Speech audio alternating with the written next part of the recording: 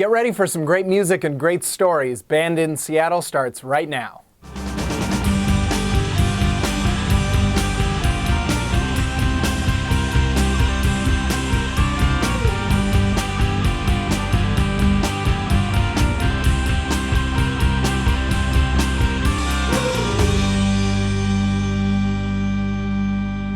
Welcome to Band in Seattle. I'm Xander Denke, and with me is David Michael Stedman, songwriter, music editor, and lead singer of the band The Stax Brothers, to talk about tonight's bands, Chimurenga Renaissance and Erik Blood. Chimurenga Renaissance is the transnational product of antithesis and synthesis.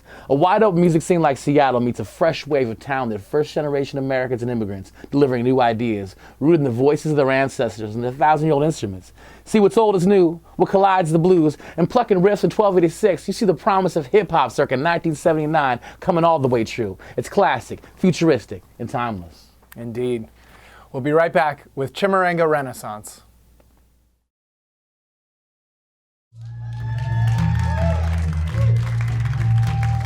Yo, what up, world? We at Chimurenga Renaissance. And we are chilling at The Victory Studios. Band in Seattle, about to rock the show. We celebrate the freedom of a land you ain't never seen. You can't pinch me, man, I'm living the dream. In 80, we ended those regimes. Now all of the diamonds belong to me. So you can't scare me, I see the barrel of a gun. And most of these lammies talk black for fun. A week later, seen dude sober without a strap. He drew up his fist, so I shook his hand. Now that's what I call a black up move. You insecure suckers with a shot at dude. And all you would have. I was born in a musical family. So when I was born, they were performing and traveling around the Northwest, spreading Zimbabwean Shona music and culture. The story is I was 18 months, they were teaching a class. I hopped up on the drums and just started playing it, and everybody was just like, what? And I was playing what my dad was playing. Growing up, man, like, you wouldn't have wanted to be in the car with us if you didn't like music. Because I don't care if it was Steve Winwood, Barbra Streisand, we're singing the songs and it's in harmonies. That's all we did, and made up beats and made music. So I don't remember not doing music. When I learned how to play it, it's always been a part of my life.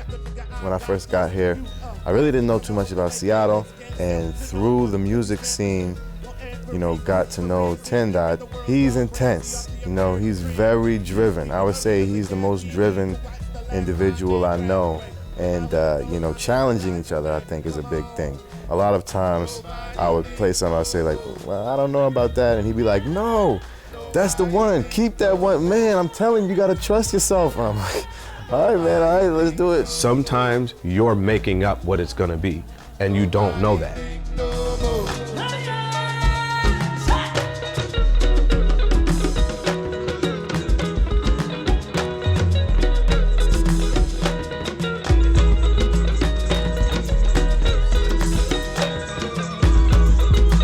Hussein, first of all, is an incredible guy. I don't think he's reached even half his peak. He has so much talent and he has so many ideas. I grew up in America with family roots in the Congo, and my father was also a big musician in Congo named Raymond Brink.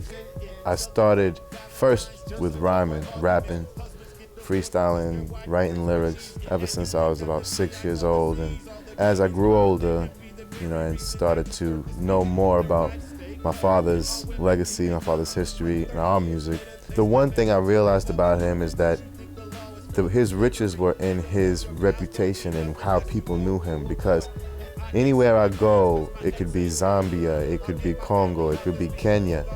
They say Raymond Brink, and people stop and say, oh, like that guy was a legend.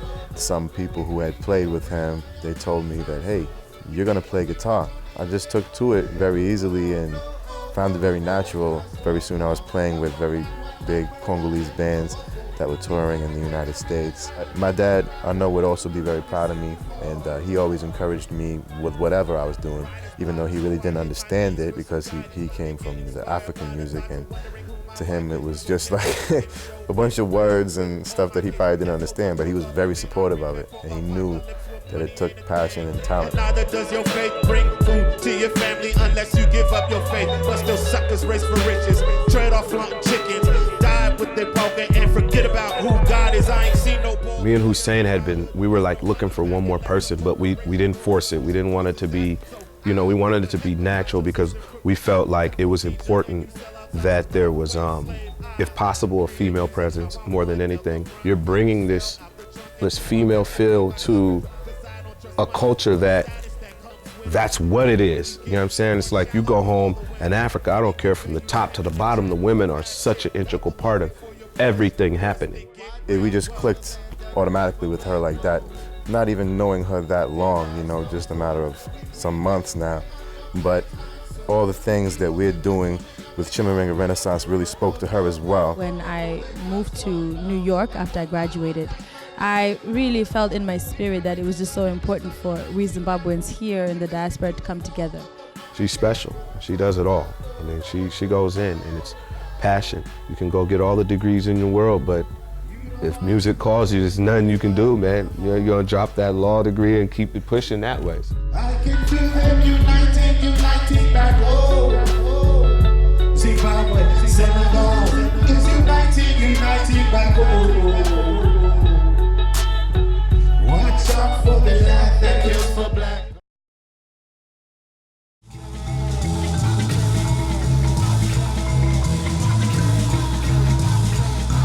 Their whole style is relevant, no true fans, specials and feel money from the innocent like pastors in the pulpit. They pay for their budget then ask you to cop it. Everyone to invest up, never sees a profit. That's worse than the Ponzi scheme, cause no one else gets cheese. Your return is a free show and a big white seat. They cop Twitter fans, plot YouTube shares. Background story is a scam. Their mirror is the stage. They go insane looking at their own fame. Bought everyone off for some fame. Republican rappers. I think as in any musician or artist, you're obviously influenced by your surroundings, your friends, your walk every day in life. I didn't really look at myself as having too much of a different style, and then we'd get in interviews and people be saying basically like, oh, you're weird, or this or that, and I'm looking like, oh no, I'm weird? I didn't know, we're weird, okay, we're weird. Well, my style of guitar playing is very much rooted in Congolese, fingerings, stylings, incorporate a lot of hip-hop elements into it, being like funk elements, breaks. When you mix them together, it's always a unique combination. For the both of us, we were looking at it like from the African point of hip-hop. We were just kind of bilingual in our cultural upbringing. We felt like we were that bridge between those two cultures coming together. It reminded me of an era of hip-hop from the West Coast that was pure, that you couldn't liken it to nothing else. I very much feed off of other people's, response and that I'm playing with, like Tendai and Tanya Radzwa. I want to have fun with what I'm playing, and I want to make people enjoy it and have that dialogue with them. I mean, that was the main thing, is to get that conversation between Africa, between Black people in America, to share that lost time. Why are you blind? Some distant Christians who go broke for your religion and support to ambition. My thoughts provide, I am not tempted by fame. My totem is Bonga, my right is my name. My ancestors gave me secrets to inflame. The persecuted, oppressed, and underpaid. See where I'm cut from, you best learn how to aim. Pull up, shoot at any time and stake your claim. You so-called players in the game should be ashamed. You work with anyone just to get their fame. I mow the lawn and got you stupid with the lanes. I cut the head off of the serpent just to watch you suckers fame. It's called mbira, and this particular type of mbira is called nyunga nyunga, means sparkle sparkle. This instrument dates back to at least the 15th century, and so this is an instrument that we traditionally use to communicate with our ancestors. At ceremonies we call mabira, and the belief is that one doesn't choose to play this instrument, but this instrument chooses you.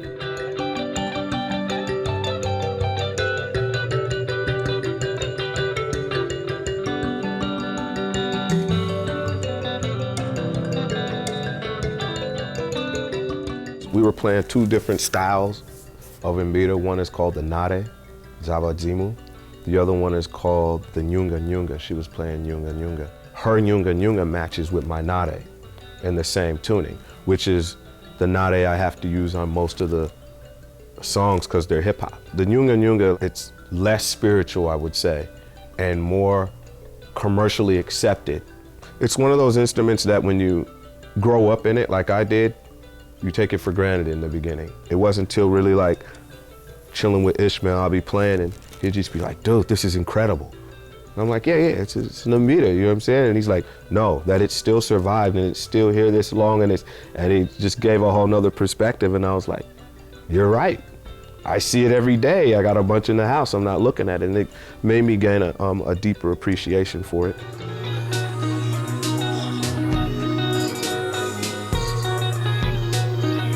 Come on.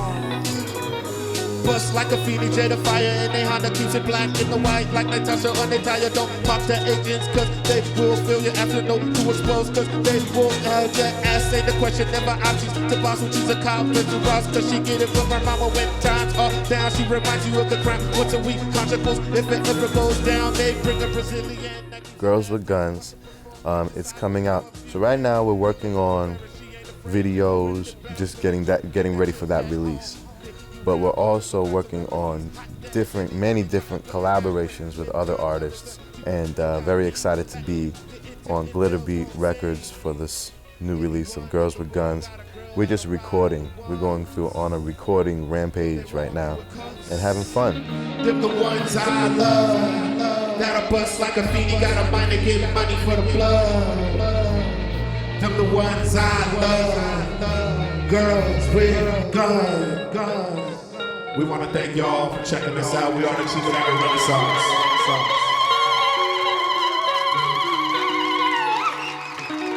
It sounds crazy to say this, but no one since the heyday of grunge has had a bigger impact on the sound of this city than Erik Blood. His fingerprints are all over Seattle's music scene, from Moondoggies to Shabazz Palaces. But what makes the treasure of his presence here even richer is that he's consistently released his own music like DNA markers, tracking the evolution of his own artistry. His performance here on this stage is brilliant because he isn't playing guitar to backing tracks. He's transporting you when you close your eyes to his recording studio. So come with us. We'll be right back with Erik Blood. Let's ride.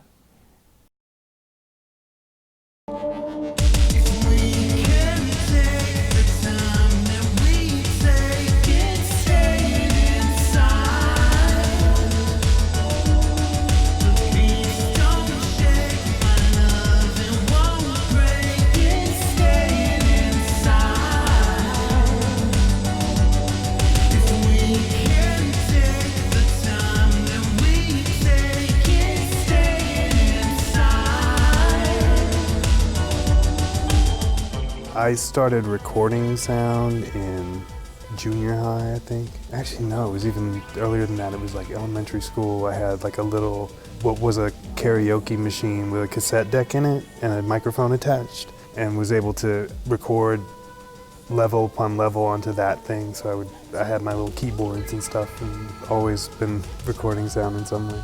When I first started working with him, I couldn't tell what he was thinking, and then I came to realize that I think he's so focused and experienced, and he knows what he wants, that he doesn't have to try to be any one way.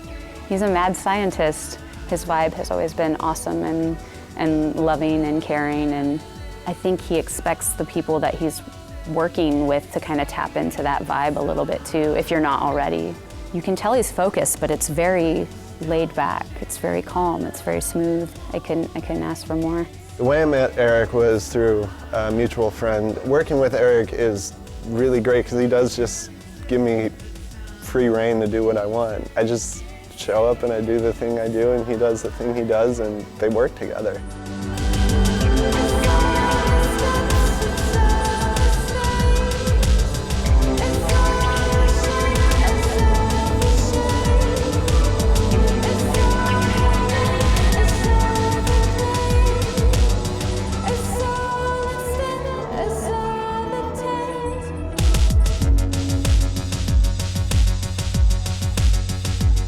Hi, I'm Irene Barber, and I am Erik Blood's sole band member. The first experience I had with singing was singing in church, and currently I play in a heavier band. I've always been told that I sing on top of the music, and that it's the lines that I present, you know, people don't necessarily associate with what's going on with the instrumentation, and I'm always bewildered by that. I'm always like, I think it fits just fine. Her ability to play in something as atmospheric as Erik's music while also being able to front Dust Moth, her other band, where she's just an out-and-out rock singer with an incredible range, just a phenomenal singer. She is amazing. Like I can't really say enough about how wonderful she is. What you get is the voice, like the person behind the voice is imprinting themselves on your work. She adds Irene, she adds herself. There are times when I feel like I'm not hitting what I want. I'm not able to express what's in my head correctly. And I'll lean on her, I'll say, you know, go somewhere with this, like figure out where this goes. She's never wrong, she hasn't been wrong. Probably another reason why we get along so well.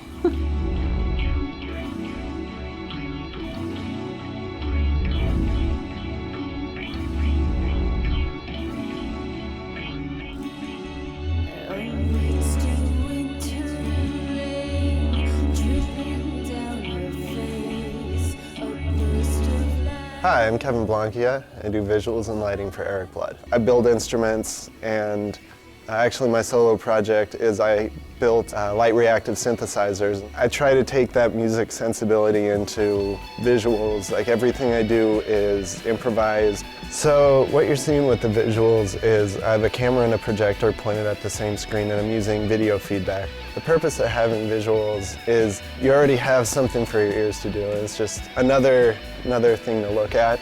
My personal philosophy with performance is you should be the most interesting thing in the room, and if you can't pull that off, at least be the loudest. It's interesting with Kevin because it's totally a trust thing, because we never see what he's doing. I can turn around and actually enjoy what Kevin's making. Kevin's just a really amazing visual artist. He is able to create an atmosphere that's otherworldly. And so I just, you know, asked him to get down with us, and very happy that he does.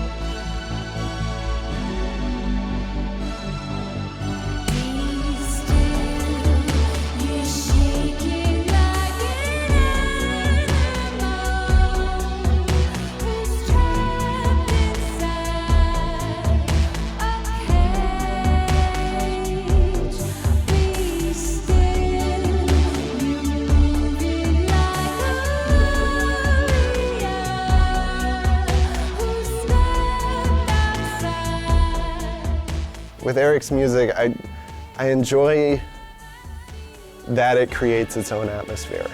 It's incredibly rich, and you can lose yourself in it. All the backing tracks outside of, you know, the guitar and singing that I do is still kind of a mystery to me.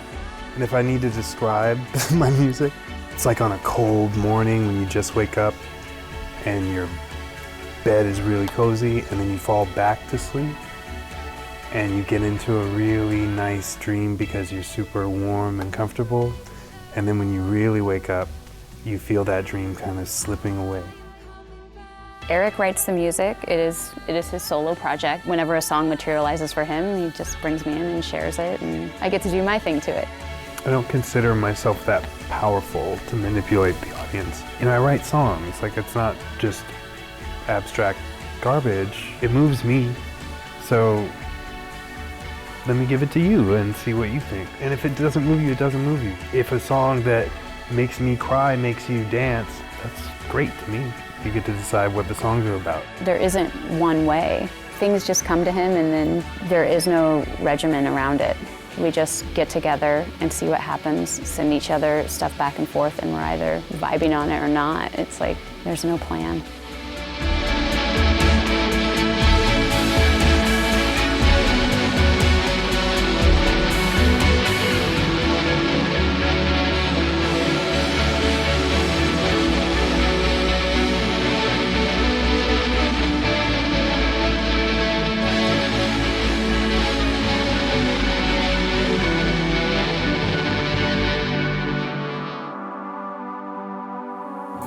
Quiet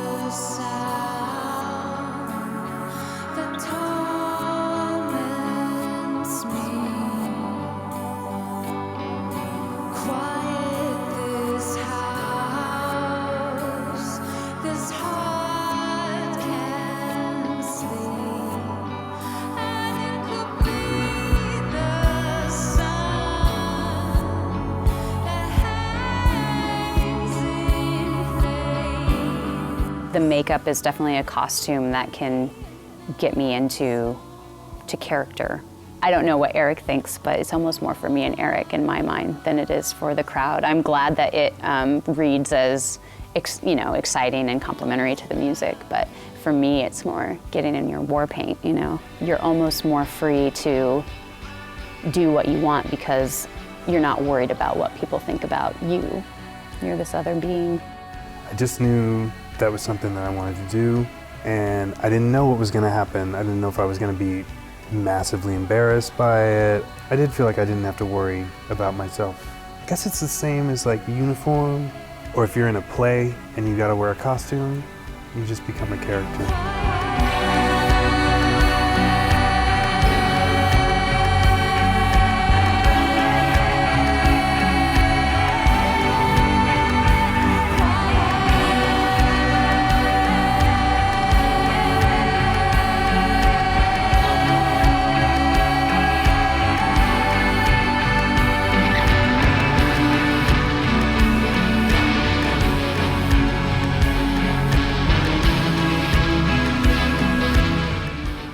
I'm in the middle of a bunch of stuff right now. Finishing up an album with a band called Hotels. I'm in the middle of an album with a band called Pickwick. Gonna do a new Shabazz album. Also in the middle of an album with Stress. I do plan on building on this to the point where I can do huge shows. For as long as Erik will have me, I would love to continue working with him. I'm learning from him and applying it to my own endeavors. I wrote a solo album over the last year, just a little EP that I'm in the process of recording with Erik. So that should be out soon. And then I want to tour and make time for what I love to do.